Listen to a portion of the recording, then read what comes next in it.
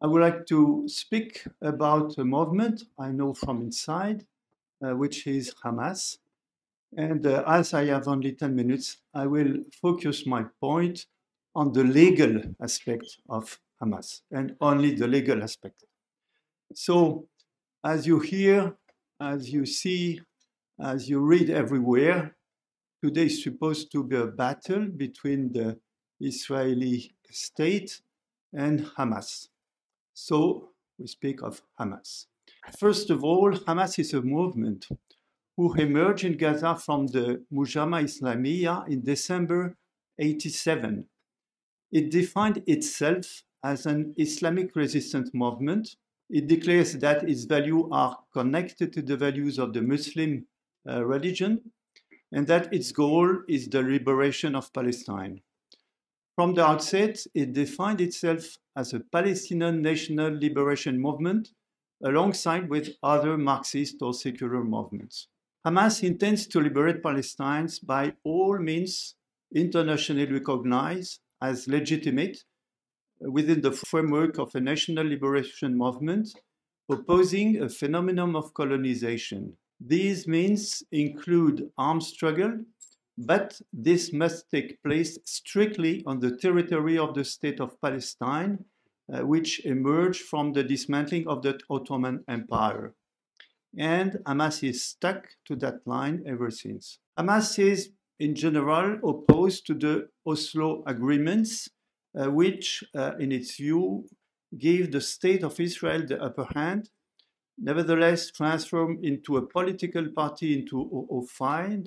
Hamas accepted most of the Palestinian constitution laws and ran in the municipal elections, then in the legislative elections in February 2006, election in which it won an absolute majority. Its 14 points platform spells out the legitimacy of the elected president of the Palestinian Authority, at least until the end of his term.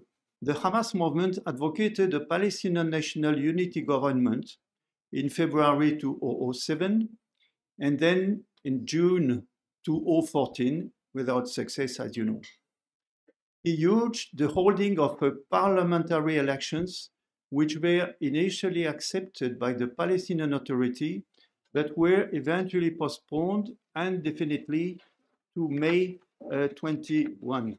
Hamas previously proclaimed its general political principles in 2017 that replaced and nullified the 1988 Charter, notably in Article 16 and 17, between brackets. Hamas claims that it opposes the Zionist project and not the Jews because of their religion.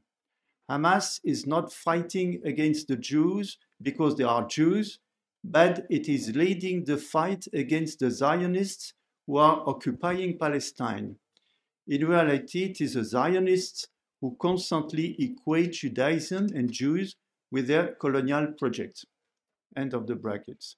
Hamas unequivocally declares its full agreement with the application of international law. The movement supports the complaint filed on June 25, 2014 with the International Criminal Court by Palestinian Authority Justice Minister Salim al-Saka as one of the Hamas spokesman, Sami Abu Zuhri, proclaimed on August 4, 2014, brackets, do not listen to any voice that would suggest that we would be opposed to action at the ICC.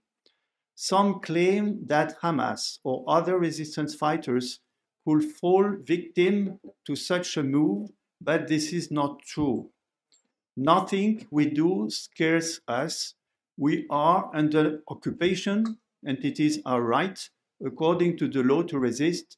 It is also the right of our people to be defended. End of the brackets. From the outset, Hamas has developed a foreign policy towards states, including two rules: non-interference in the internal affairs of states, absence of any armed operation outside the territory of the state of Palestine under the British mandate. In particular, Hamas developed relations with China, which considered that, brackets, Hamas is not a terrorist organization and that its deputies were elected representative of the Palestinian people, end of the brackets.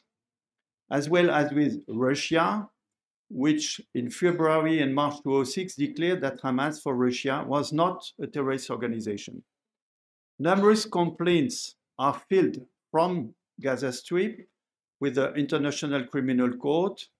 Among them was a complaint signed by 10 Hamas members of the parliament on March 2023, and a warrant was signed by Hamas Political Bureau on March 14, 2023, and gives full powers to its lawyers, brackets, to represent us before the organs of the International Criminal Court, to file a complaint against the settlement policy committed by the occupying military power and any other related violations, and then obtain the investigation of the complaint and the conviction of the perpetrators, in general to obtain the best application of international law according to the qualifications and rules of the court, end of the brackets. Hamas has never been on the United Nations list of terrorist organizations.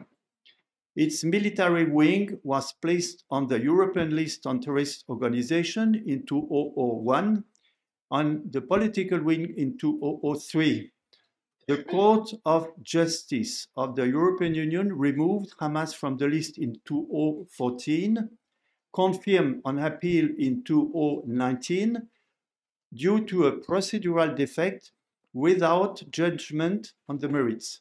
The movement, as part of the updates, was put back on the list by the Commission in November 2021, again in the absence of judgments on the merits.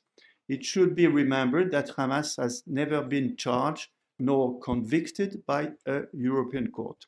Now, I would like to mention a date, another historical date. On June 25, 1859, the famous Battle of Solferino between France and Austria took place. On the evening of the so-called French victory, 40,000 soldiers or combatants has died or were dying without any care on the battlefield.